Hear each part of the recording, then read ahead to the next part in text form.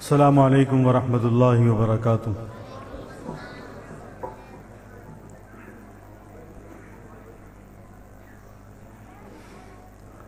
الحمد للہ وحدہ والصلاة والسلام علی من لا نبی ولا رسول ولا معصوم بعدہ وعلى آلہ واصحابہ الذین اوفوا عہدہ اما بعد فاعوذ باللہ من الشیطان الرجیم بسم اللہ الرحمن الرحیم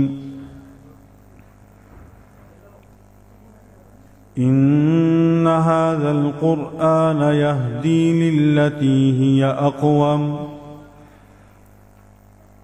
وقال تعالى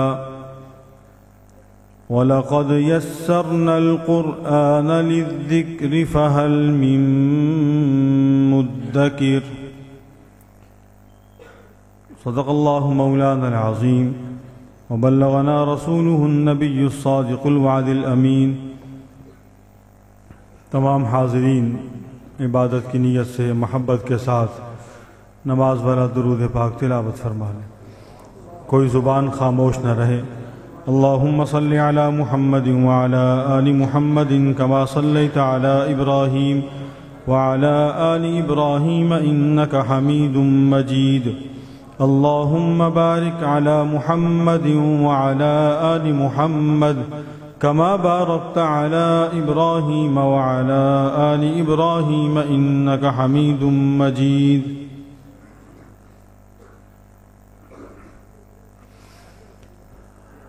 میرے انتہائی واجب الاحترام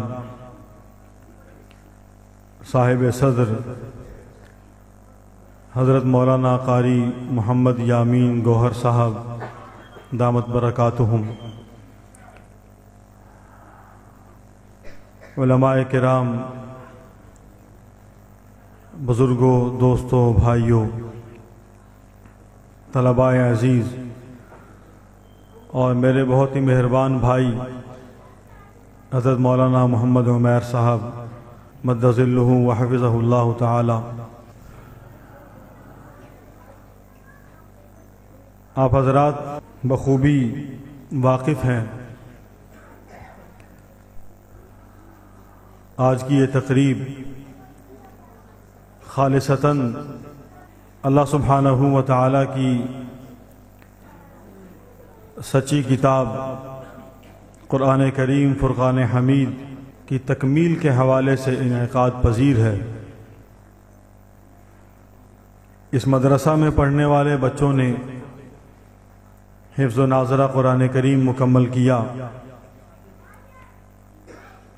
اور یہ تقریب ان کے اعزاز میں منعقد کی گئی ہے۔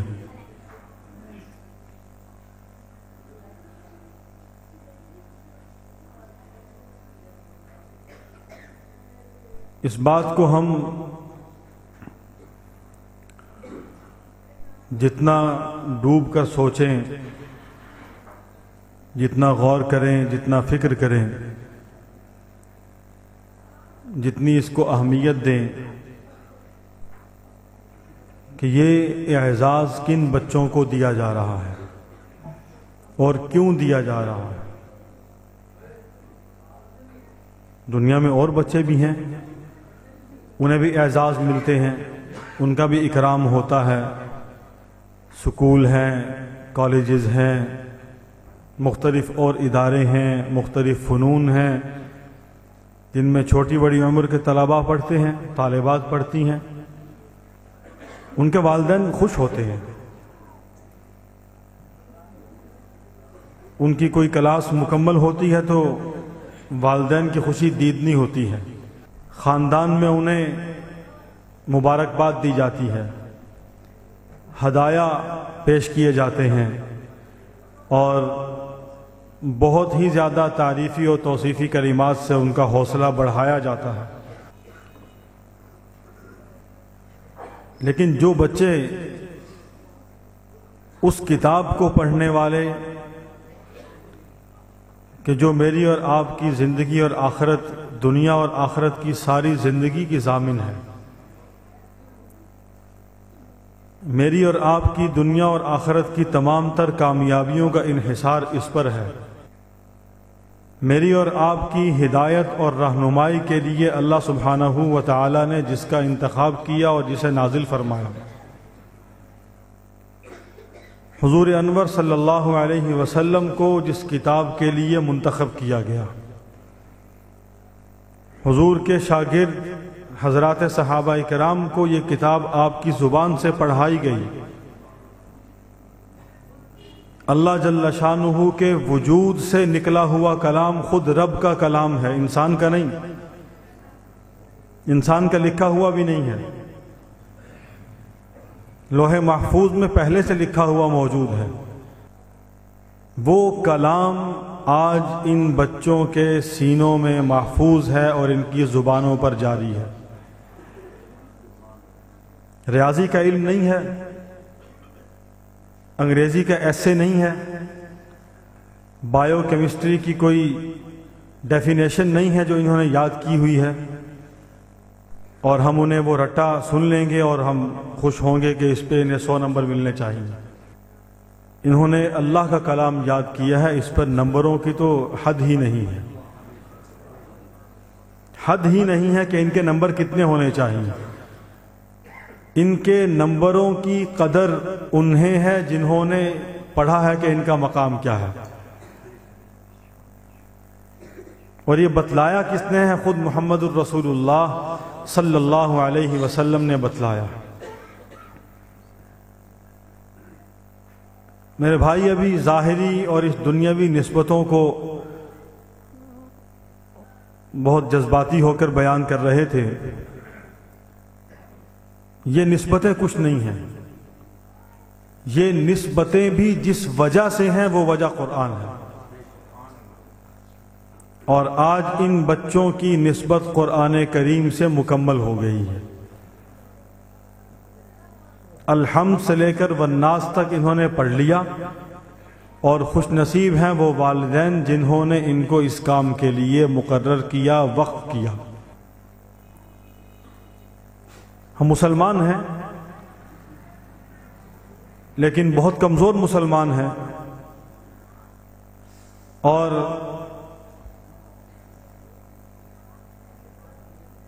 ہمیں اپنے مسلمان ہونے پر تھوڑی سی اعتماد کی بھی کمی ہے ہمارے اندر۔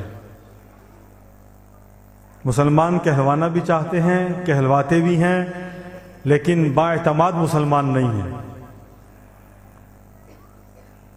ہم مسلمانوں والے حلیے سے، مسلمانوں والے انداز سے، مسلمانوں والی شکل و صورت سے، مسلمانوں والے لباس سے، جو در حقیقت رسول اللہ صلی اللہ علیہ وسلم کا لباس ہے، رسول اللہ صلی اللہ علیہ وسلم کا حلیہ ہے، رسول اللہ صلی اللہ علیہ وسلم کا لب و لہجہ ہے، آپ کا انداز ہے، آپ کے اطوار ہیں، آپ کا طریقہ ہے، آپ کی سنت ہے، اصل میں وہ ہے، اسی کو مسلمان اختیار کرتا ہے تو یہ مسلمانوں کا حلیہ شمار ہوتا ہے، مسلمانوں کا انداز کہا جاتا ہے اسے۔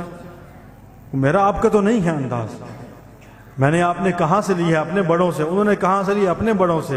یہ دین ہے، اور یہ دین پورا ایک شجرہ اور ایک تواتر رکھتا ہے، ایک نسبت ہے، اس کا تعلق ہے، اور ہمارے دین کا شجرہ، قرآن کریم کا شجرہ، ہمارا حدیث کا شجرہ، یہ پوری سند ان کے استاد سے شروع ہوتی ہے اور رسول اللہ صلی اللہ علیہ وسلم تک جاتی ہے۔ آج ان بچوں نے اگر قرآن کریم مکمل کیا ہے تو آج ان کے جو استاد ہیں، ان کے جو استاد ہیں، ان کے جو استاد ہیں، یوں ہی چلتے چلے جائیں تو ان کے استاد میں کہیں ابو بکر ہوں گے، کہیں عمر ہوں گے، کہیں عثمان ہوں گے، کہیں علی ہوں گے، اور ان کے استاد محمد الرسول اللہ ہوں گے، اور ان کے استاد خود اللہ ہوں گے۔ انہوں نے وہ قرآن پڑھا ہے، ان کو اللہ نے یہ سعادت بخشی ہے۔ آپ کسی انجینئر ڈاکٹر کو میرے سامنے لے آئیں، اسے کہیں کہ اپنا شجرہ ثابت کرے کہ اتنا عالی سند کسی کے پاس ہے، کوئی لے کے آئے نا۔ بے شک وہ 2 کروڑ روپے ماہانہ نہیں، روزانہ کماتا ہو بیٹھ کر، بھلے 2 کروڑ نہیں 20 کروڑ روزانہ کماتا ہو، کیا ہو گیا؟ دنیا ہی ہے نا. ما بعوضۃ فما فوقها، ایک مکھی سے بھی زیادہ اس کی قیمت نہیں رب کے ہاں، اتنی بھی قیمت نہیں اس کی. وہ کما رہے ہیں. ان کی صرف نسبت اگر آپ تصور میں لے کر آئیں، کہاں جا رہی ہے؟ جہاں سے قرآن آیا ہے اللہ تک جا رہی ہے، واپس نسبت جڑ رہی ہے، وہاں نسبت جڑ رہی ہے. اللہ نے یہ اعزاز عطا فرمایا ہے.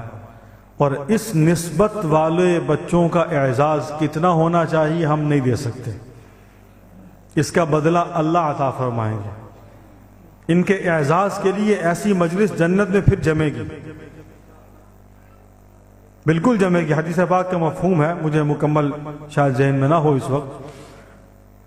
ان کے اعزاز میں اور ان جیسے ہزاروں بچے جو اس دنیا میں قرآن کریم کی تعلیم حاصل کر رہے ہیں، پڑھ رہے ہیں، ان کے اعزاز میں مجلس اللہ سبحانہ و تعالی قائم فرمائیں گے، اور وہاں ان کا اعزاز ہوگا رب کی طرف سے. ان کے والدین کا اعزاز ہوگا رب کی طرف سے. حافظ قرآن کے والد کو اللہ اس کی تاج پوشی کریں گے. یہاں کی تاج پوشی کیا حقیقت ہے؟ یہ تو ہماری خواہش ہے، ہم اسے پورا کرتے ہیں، ہونی چاہیے، حوصلہ ملتا ہے. ان بچوں میں سے احساس کمتری ختم ہوتا ہے. خاندان کے 200 بچے جو ہیں وہ اسکول میں پڑھتے ہیں، اور وہاں سے وہ ہر دوسرے ہفتے کوئی نہ کوئی میڈل، کوئی نہ کوئی شیلڈ، کوئی اعزاز، کوئی سٹار، کوئی سٹیکر، کچھ کیا وہ لگا ہوتا وہ لاتے ہیں. یہ ان کو اپنی طرف کھینچنے کے لیے جاذبیت کے مختلف حربے اختیار کر رکھے ہیں. یہی ماحول ہمیں پیدا کرنا ہے، اور ان کو یہ احساس دلانا ہے کہ تم وہ پڑھ رہے ہو جو اللہ نے اتارا ہے، جو بندوں نے بنایا ہے وہ نہیں. اس کے بدلے اللہ کی رضا ملنی ہے، پیسہ نہیں ملے گا. یہ پیسہ کمانے کا ذریعہ نہیں ہے. ہاں، اس کے بدلے میں جب اس کے ساتھ جڑ جاؤ گے، وابستہ ہو جاؤ گے، اس کے ہو جاؤ گے، تو پھر دنیا تمہارے قدموں کے نیچے رونتی پھرے گی. بالکل اللہ رون دیں گے اس کو تمہارے قدموں تلے. اور ان آنکھوں نے جو میرے نوجوان دوست یہاں، میرے بہت قریبی ساتھی یہاں موجود ہیں، ہم نے اپنے بڑوں کو، اپنے اکابر کو اس حال میں دیکھا ہے، اس حال میں دیکھا ہے کہ انہوں نے اللہ اور اللہ کے رسول اور اس کے دین کے ساتھ اپنے آپ کو فنا کر دیا ہے، تو اللہ نے دنیا کو ان کے قدموں کے نیچے کر دیا. انہیں کبھی پریشانی نہیں ہوئی، آزمائشیں کس پر نہیں آتی، مشکلات کا سامنا کس کو نہیں ہوتا. اللہ بھی تو امتحان لیتے ہیں نا کہ بڑا میری محبت کا دعوے دار بنتا ہے، کتنا دم خم باقی ہے، تھوڑی سی رسی تنگ بھی کر دیتے ہیں. پھر وہ روتا نہیں ہے، بلکہ وہ اللہ کے پاس سجدے میں جا کے روتا ہے کہ اللہ میں عاجز ہوں، میرا امتحان نہ لے. اللہ پھر رسی ڈھیلی کرے. یہی تو وہ چاہتا ہے کہ آؤ میرے پاس، یہی تو وہ چاہتا ہے کہ آؤ میرے پاس آؤ. اور کہاں جاتے ہو؟ دائیں بائیں کیوں جاتے ہو؟ میں تمہارا رب ہوں، مجھ پہ یقین کرو، میں روزی دے رہا ہوں، میرا وعدہ ہے، میں دے رہا ہوں، دوں گا. میرے ساتھ وابستہ ہو جاؤ، میرے ساتھ جڑ جاؤ، میرے قریب آ جاؤ. تو دوستو، مختصر نشست تھی، یہ چند باتیں میرے ذہن میں آئیں. حضرت مولانا کے حکم پہ میں نے عرض کر دی کہ ان بچوں کا اعزاز جو ہم کر رہے ہیں وہ ان کا شایان شان اگرچہ نہیں ہے، لیکن بہرحال کرنا چاہیے. خاندان میں اعزاز دینا چاہیے، اور ماشاءاللہ کہنا چاہیے، ماشاءاللہ کہنا چاہیے. اللہ انہیں نظر بد سے محفوظ رکھے، اللہ انہیں بری نظر سے محفوظ رکھے، انہیں قرآن کا عامل بنائے، عامل بنائے، عالم بنائے. احادیث مبارکہ میں آتا ہے، حضور علیہ السلام نے ارشاد فرمایا، یہ بھی ایک فتنہ ہے آج کل کہ جی قرآن کو طوطے کی طرح رٹواتے ہیں. ایسے بات اچانک ذہن میں آ گئی. قرآن کو طوطے کی طرح رٹواتے ہیں. قرآن تو آیا ہے سمجھنے کے لیے، سمجھانے کے لیے، عمل کے لیے، رٹنے کے لیے تھوڑی آیا ہے. یہ ایک مستقل فتنہ ہے کہ جو اپنے بچوں کو قرآن پڑھانے جا رہے ہیں انہیں کہو جی قرآن مت پڑھو، ناظرہ مت پڑھاؤ، حفظ مت پڑھاؤ، ترجمہ کھول کے بیٹھ جاؤ، خود ہی مفسر قرآن بن جاؤ. ہو رہا ہے. احادیث کے ترجمے خود کھول کے بیٹھ جاؤ کتابوں کے، پڑھنا شروع کر دو اور پڑھتے پڑھتے خود ہی محدث بن جاؤ. کوئی بھی تفسیر اٹھا لو، اس کو خود ہی مطالعہ شروع کر دو، آپ کو اس میں سے علم کے موتی ملنے شروع ہوں گے. کچھ عرصے بعد وہ ڈاکٹر پروفیسر بن کے میڈیا پہ آ کے گفتگو شروع کر دیں گے، میں نے قرآن یوں سمجھا. ان بچوں کے زبانی آپ نے چند نام سنے ہیں، وہ ایسے ہی ہیں،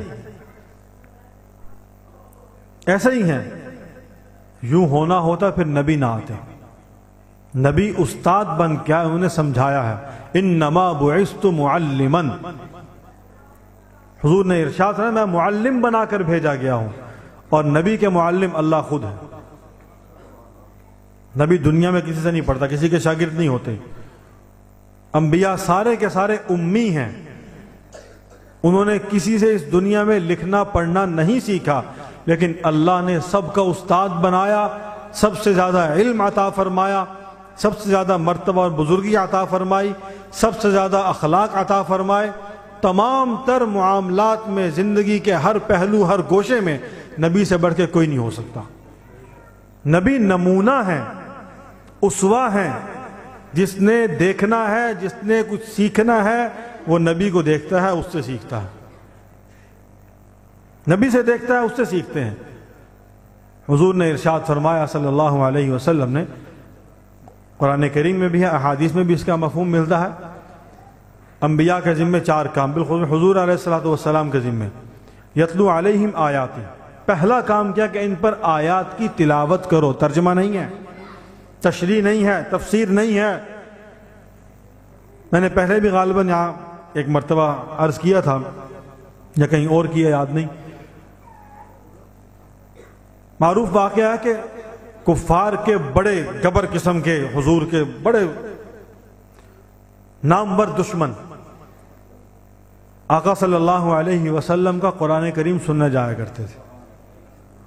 دشمنی تھی، مخالفت تھی، کسی صورت قبول نہیں محمد کریم صلی اللہ علیہ وسلم. ان کا پیغام، ان کی دعوت کسی صورت پسند نہیں. کلمہ نہیں پڑھا، ساری زندگی مخالفت کی. اس مخالفت کے دوران بھی اگر سکون ملتا تھا تو محمد کی آواز سن کے ملتا تھا، اور وہ آواز قرآن کریم تھی. ترجمہ نہیں سنتے تھے وہ. عربی میں ترجمہ ہو سکتا ہے، تشریح ہو سکتی ہے، وہ نہیں سنتے تھے. قرآن جو نبی تلاوت کرتے تھے وہ ہے. اس تلاوت پہ اجر ہے، بے پناہ اجر ہے. حضور نے ارشاد فرمایا الف 1 حرف، لام 1 حرف، میم 1 حرف، اس پر 1 نہیں 2 نہیں 30 نیکیاں ملیں گی. 1 حرف پر 10 نیکیاں. انہوں نے کتنے سال لگائے؟ 2 3 4 مختلف بچوں کی مختلف صلاحیت. اس سال میں انہوں نے قرآن کریم کی ایک آیت کو یاد کرنے کے لیے کتنی بار پڑھا، دہرانے کے لیے کتنی مرتبہ دہرائیاں ہوئیں. منزل، سب کی پارہ اور کیا کچھ سناتے رہے بار بار. کتنا ثواب اس عمر کے اندر کما گئے، کتنی نیکیاں اپنے حصے میں شامل کر گئے. اور ابھی تو ان میں سے اکثریت جو ہے وہ ماشاءاللہ بچے ہیں، معصوم ہیں، جوان بھی نہیں ہوئے، اور ان کے والدین کے ذخیرے میں جا رہا سب کچھ، کہ وہ اس کے حصہ دار ہیں کہ انہوں نے بچوں کو یہاں بھیجا. یہ پڑھ رہے ہیں، ان کے حصے میں بھی نیکیاں جا رہی ہیں. پھر جو ان کی خدمت کرنے والے ہیں ان کے حصے میں بھی نیکیاں جا رہی ہیں، کہ ان کی خدمت سے، ان کے تعاون سے یہاں پر قرآن کریم کی تعلیم کی درسگاہ قائم ہے. ہر وہ شخص کہ جو کسی حوالے سے اس تعلیم قرآن کے سلسلے کے ساتھ وابستہ اور جڑا ہوا ہے، اس شخص کو ان بچوں کے پڑھنے کی برکت سے اس کے بھی درجات بلند ہو رہے ہیں، اس کے بھی نامہ اعمال میں نیکیوں میں اضافہ ہو رہا. اس کے بعد اگلا مرحلہ قرآن کریم کو سمجھنے کا ہے. ہمارے ہاں قرآن ایک اور وبا بھی پھیل گئی کہ ہم بچوں کو قرآن پڑھاتے ہیں کہ حفظ کر لے گا، اس کے بعد سکول میں حافظ صاحب لکھا جائے گا تو ذرا 10 نمبر بھی زیادہ مل جائیں گے، پروٹوکول بھی اچھا مل جائے گا، اور فیس میں بھی کچھ کمی ہو جائے گی، اور بہت ساری اس کو فیسلٹیز وہاں مل جائیں گی، آسانیاں مل جائیں گی. اگر تو بھائی اس لیے پڑھایا تو پھر ساری محنت ضائع گئی، ساری محنت ضائع گئی. آپ دیکھیں کہ دشمن نے کتنی دور کی سوچی ہے کہ آپ نے بچے کو حافظ قرآن بنایا، مدرسے میں ڈال دیا، دین کے ماحول میں رکھا، یہ آگے گیا تو یہ مولوی بنے گا، یہ دہشت گرد بنے گا، یہ ملا بنے گا، یہ کہاں سے کمائے گا؟ اس کو پھر مختلف لالچ دے کر اس کے والدین کو تمہاری فیس کم کر دیں گے، نمبر زیادہ کر دیں گے، اور مختلف چیزیں ملتی رہیں گی، بچے ہمارے پاس لے کے آؤ۔ اب تو اشتہاروں میں آتا ہے کہ حافظ بچوں کو زیادہ اہمیت دی جائے گی، حافظ بچوں کو زیادہ اہمیت دی جائے گی تاکہ وہ دین پڑھنے نہ جائے، وہیں آئے، دین پڑھنے نہ جائے۔ بھائی اس کو عالم بناؤ تاکہ کل یہ آپ کے مرنے کے بعد آپ کے لیے اللہم اغفر لحینا پڑھ سکے، یہ مرنے کے بعد باپ کو غسل دے سکے، آخری خدمت ہے، قبر میں اتار سکے، مذاق نہیں ہے، یہ حقیقت ہے۔ وہ رسا ہاتھ پہ ہاتھ باندھے ایسے یوں کر کے کھڑے ہوتے، جی کیا کریں ابا جی فوت ہو گئے، مولوی صاحب نے بلا کر آؤ، مولوی صاحب نے ٹھیکہ لیا ابا جی نو آن دا، ابا جی تواڈے نے ساری زندگی پیسے تسی ہوندے کھادے نے بہ کے، نوائے مولوی آ کے، کیوں؟ وجہ آپ کا حق نہیں ہے باپ پر، بیٹیاں ہیں ان کا ماں پہ حق نہیں ہے، ان کا حق ہے ان کی خدمت کریں، یہ خدمت کا وقت ہے، یہ خدمت کا وقت ہے، ان کی خدمت کی جائے۔ یہ کہاں سے معلوم ہوگا؟ کس سکول میں سکھایا جاتا ہے، کس کالج میں؟ میں تعلیم کی نفی نہیں کرتا، فن سیکھنا چاہیے، تعلیم حاصل کرنی چاہیے، لیکن دین کی اہمیت کیوں نہیں ہے ہمارے نزدیک؟ دینی تعلیم کی اہمیت کیوں نہیں ہے؟ ہم نے اس کو ثانوی درجے سے بھی کمتر رکھا ہے، اس مقام پر رکھا ہوا ہے اب تک جس مقام پر 100 سال پہلے انگریز نے جو حیثیت دی تھی۔ مولوی کو بر صغیر کی طبقاتی تقسیم کے اندر کمی کے برابر رکھا تھا۔ ہم نے مولوی چھوڑا، ہم نے مولوی نے جس دین کا پہرا دیا ہوا، ہم نے اس دین کو اٹھا کے وہاں پہ رکھا ہوا۔ ہمیں اندازہ بھی نہیں کہ دشمن ہم سے کیا کچھ کروا رہا ہے، آپ خود نہیں کرتے یہ سب کچھ، آپ کو اندازہ بھی نہیں ہے، آپ کے وہم و گمان میں بھی کہیں نہیں ہوگا، لیکن ہو رہا، آپ سے کروایا جا رہا خاموشی سے۔ اپنے بچوں کو عالم بنائیے، مفتی بنائیں۔ ہمارے ایک استاد تھے حضرت مولانا ڈاکٹر مفتی عبد الواحد صاحب MBBS، فوت ہو گئے، لاہور میں تھے۔ وہ پہلے MBBS ڈاکٹر بنے، اللہ نے ان کے اندر جذبہ پیدا کیا، انہوں نے اولا سے لے کر دورہ حدیث تک کتابیں مکمل کی، مفتی بنے، عالم بنے، بہت بڑا مدرسہ قائم کیا، کلینک بھی کرتے تھے شام کو، اور دن میں مدرسے میں پڑھاتے بھی تھے۔ ایسا کیوں نہیں ہو سکتا؟ ہو سکتا ہے، انجینئر ہو تو ساتھ عالم ہو، کیوں نہیں ہو سکتا؟ کوئی گناہ کی بات ہے؟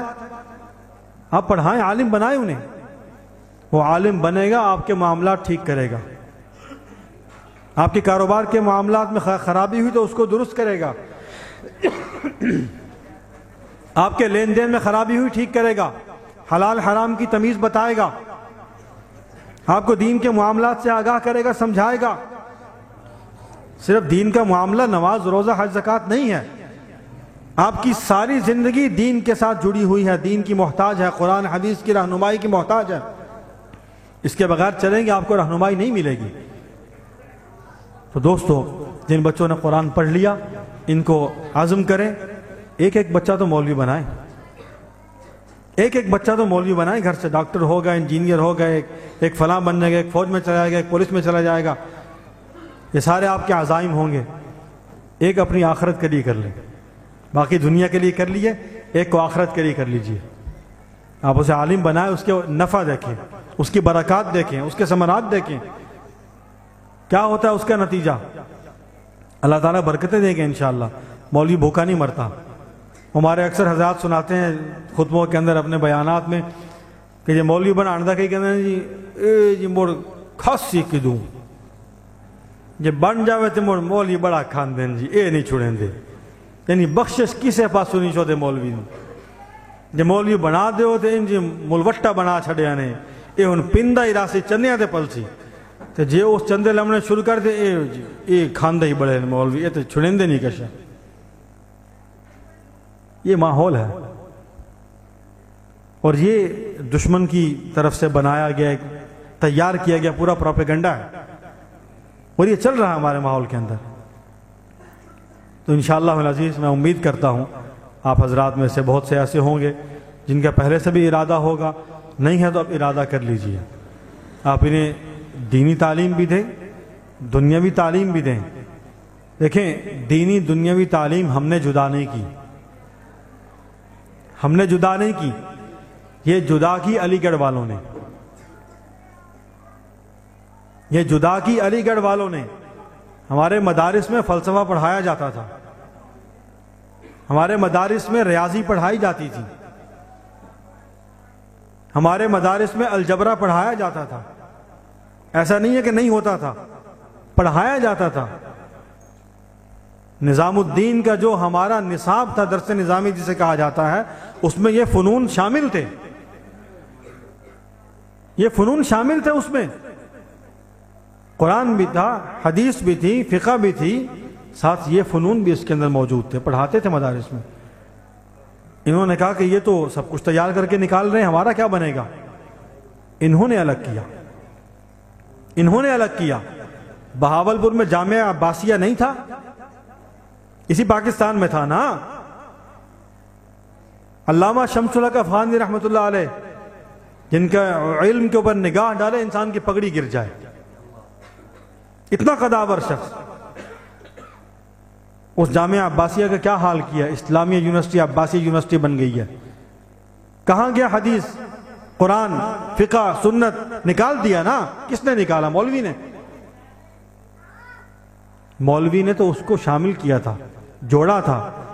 تم نے قرآن کو الگ کر دیا کہ ہم نہیں پڑھا سکتے، تم نے حدیث کو نکال دیا ہم نہیں پڑھا سکتے، تم نے سنت کو نکال دیا ہم نہیں پڑھا سکتے، تم نے فقہ کو نکالا کہ ہم نہیں پڑھا سکتے، تم نے قرآن کو ٹھڈا مارا، تم نے حدیث کو دور کیا، تم نے فقہ کو دور کیا، تم نے سنت سے اپنا رشتہ توڑ دیا۔ مولوی نے تو اس کو سینے سے لگایا۔ تمہیں تکلیف ہو رہی ہے؟ مولوی نے قرآن کو سینے سے لگایا، جڑ گیا قرآن کے ساتھ۔ تمہیں اس کی بھی پریشانی ہے، تم نہیں جڑتے، نہ جڑو، جاؤ جہاں جاتے ہو، جہنم میں جاؤ، ہمیں اس سے کیا ہے۔ لیکن یہ کیا بات ہے کہ مسلمان قرآن کے قریب ہی نہ جائیں؟ مدارس کا محاسبہ، دینی اداروں کا محاسبہ کیوں؟ ہم آپ کے نظم میں نہیں آنا چاہتے، ہمارا نظم آزاد ہے، ہم آزاد رہنا چاہتے ہیں، آزاد رہیں گے انشاءاللہ۔ تو انشاءاللہ العزیز ہماری نسلیں قرآن کریم پڑھیں گی، قرآن سے وابستہ کیجئے، صرف حفظ سے نہیں، حفظ کے بعد آگے قرآن سکھائیے، ترجمہ، تفسیر، علوم حاصل کریں، مضبوط عالم بنا کر اپنے ماحول کے اندر، معاشرے میں اس کو بھیجیں تاکہ وہ امت کی رہنمائی کرے، امت کی رہنمائی کرے۔ آپ کے خاندان میں ایک عالم ہو، آپ اس کو بھلے کاروبار شروع کروا دیں، مجھے کوئی اس سے سروکار نہیں ہے، اسے مسجد کا امام مت بنائیے، بے شک کوئی پریشانی ہو کسی کو، عالم بنا کر کاروبار شروع کروا دے اسے، وہ کاروبار تو ٹھیک کرے گا، بتائے گا تو ٹھیک، معاملہ تو ٹھیک رکھے گا اپنا۔ اتنی بات ہے، دین سیکھا ہوگا، معاملہ سیکھا ہوگا، سمجھا ہوگا، تو پھر انشاءاللہ العزیز اس پر عمل بھی ٹھیک کرے گا۔ اللہ تعالیٰ جو کچھ کہا اس پر عمل کی توفیق عطا فرمائے، مجھے بھی، آپ کو بھی، ساری امت مسلمہ کو بھی اللہ تعالیٰ بہت جزائے خیر عطا فرمائے۔ ان بچوں کو اللہ علم و عمل میں ترقیاں نصیب فرمائے۔ ہمارے بھائی مولانا عمیر صفدر صاحب دامت برکاتہم کی اللہ حفاظت فرمائے، ہر شر سے محفوظ فرمائے، اور ان کی اس کاوش کو، اس محنت کو، اس ادارے کے معاونین، منتظمین کو اللہ بہت جزائے خیر عطا فرمائے، ان کی محنت قبول فرمائے۔ وما علینا الا البلاغ۔